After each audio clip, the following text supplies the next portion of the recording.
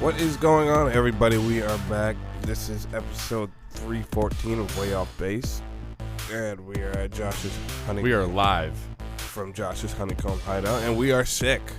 Yeah, but both of us are sick, so this is going to be a doozy of a show.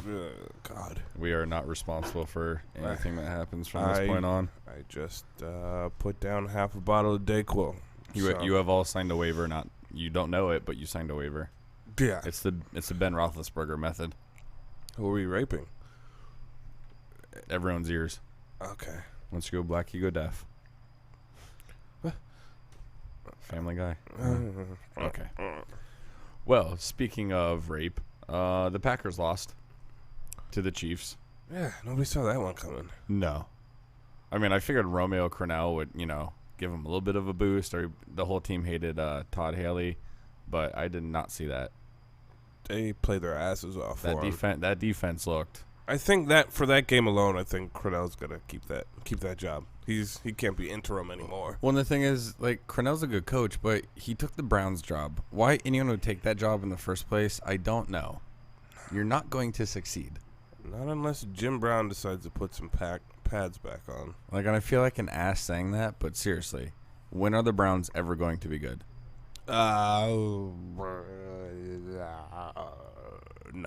No. It's not going to happen. But I mean that, like I said, that defense. What's his name? Tamba Ali. Yeah, he was on man child. He was on Rodgers' ass. What do you have? 4 sacks? Something like that. And I mean, the Packers. I think 3 of their starting offensive linemen were out. But he was coming off that edge hot. Yeah. Ooh, he was just blowing by everyone that was in front of him. Oh yeah. Aaron Rodgers didn't know what to do. And that's the thing, though. Aaron Rodgers usually has so much time to throw the ball that they got in his face a little. I mean, that's exactly what the same thing the Giants did when they beat the undefeated Patriots in the Super Bowl. Oh, they were just in Brady's face. They were in Brady's face, and even if they were hitting him, they were there. Yeah, and they're rattling him. They're making him rush passes, and they got in his head. And the same thing happened to Aaron Rodgers on Sunday. I mean, the Chiefs have had the Chiefs have good players on defense. They just weren't really playing up to their caliber / potential. That was an Eric Berry-less Chiefs defense. Because remember, he's been out for the season. Yeah. Toe his knee up. Arenas is a pretty good player, though. Sure. And then you have the Colts finally get a win.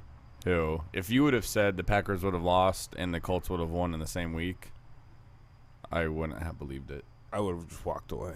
I'm not going to listen to another thing you say. I was listening to radio today. They said if you would have done the 4-game bet where you picked the Chiefs, the Colts, I think the Dolphins, and it was one other game, you could have won $20,000 on a $10 bet. Jesus Christ.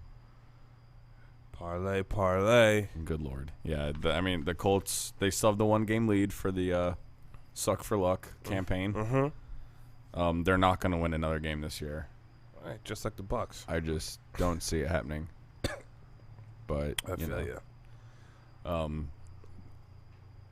I know it's not the end of the year yet, but when we do our awards for MVP whatnot, I'm just throwing this out there. I think Peyton Manning's MVP. I think he has proved this year more than any other year he's the most valuable player in the NFL. Yeah. I saw something on. Obviously he's not going to win the award, but I saw something on the internet. It was a picture of Peyton Manning shaking.